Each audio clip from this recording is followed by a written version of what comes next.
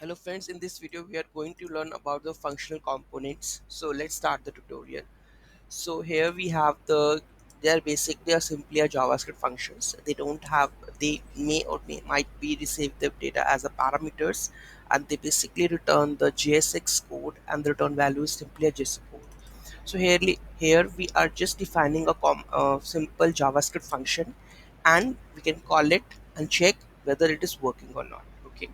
So here we have the grocery list. So here I am returning a simple function that is a functional component and return this one grocery list with the typing hello good morning, right?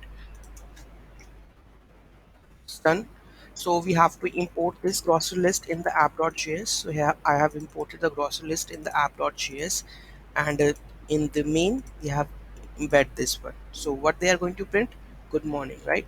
So if I go and check my React app, it says hello good morning.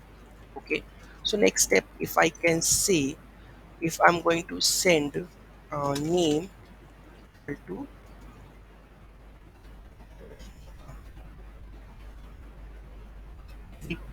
if I go to this one, if I'm going to the props, right, and here I'm going to write with this dot props dot name, check,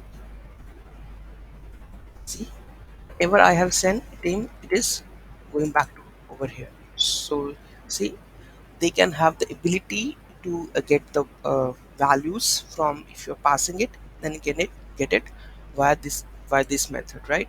So hope you understand what how the functional components are working.